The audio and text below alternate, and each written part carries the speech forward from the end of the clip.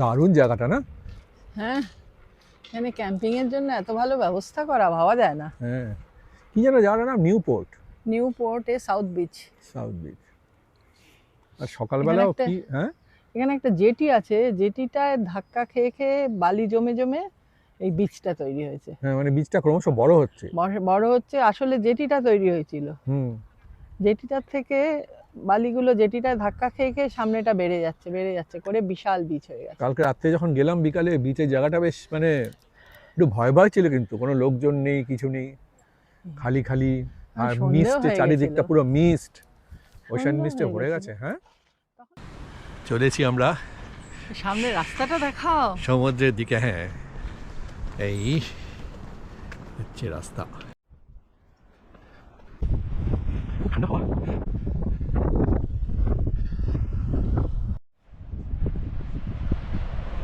ওহো, এই তো সমুদ্র, কিন্তু প্রবলেমটা হচ্ছে যে এত ওশান মিস্ট যে একদম সমুদ্রটা দেখাই যাচ্ছে না।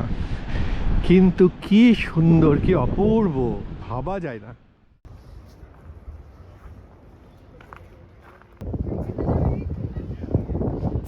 এইখানে রাত কাটাতে হবে, দেখা যাক ভিতরটা কেমন।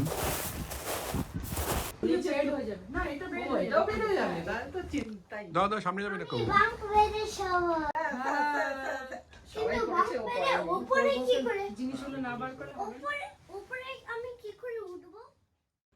অদ্ভুত, এমন অভিজ্ঞতা কখনো আগে হয়নি। কিন্তু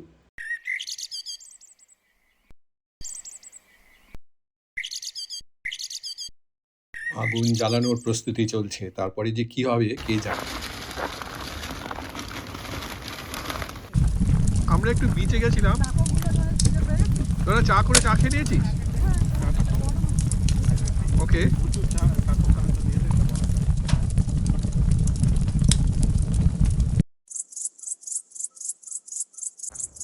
নিশুত রাত, ঠান্ডা, টয়লেট কিন্তু কমন আর অনেকটা দূরে।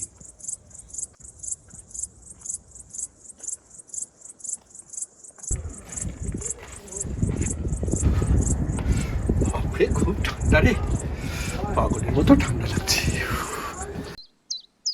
সকালে উঠেই বেরিয়েছি টাইট পুল দেখতে, সেটা আবার সময় দেখে যেতে হয়, কোন সময় দেখা যাবে।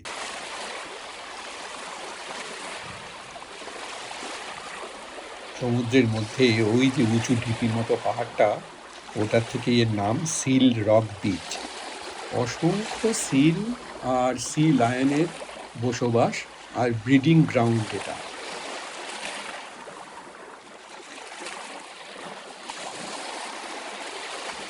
জোয়ারের সময় ঢেউ এসে পাথরের ফাঁকে জমে, আর ভাটায় যখন জল নেমে যায়, সেই জমা জল হলো টাইট পুল। আর এই সব খাঁজে খাঁজেই, মানে এই টাইট পুলেই জমে থাকে স্টারফিশ, সি অ্যানিমন, শামুক, ঝিনুক আর আরও অনেক বিচিত্র সব প্রাণী।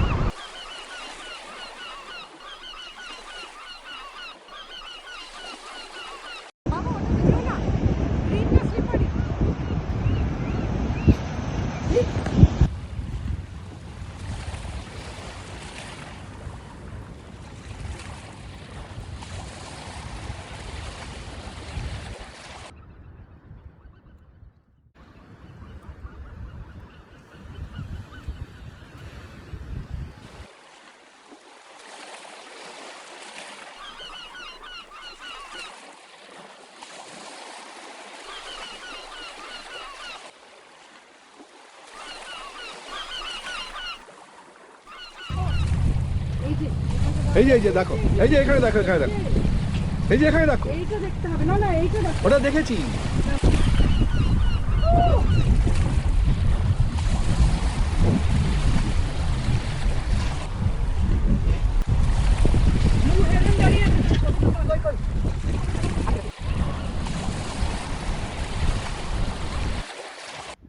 নীল আকাশ,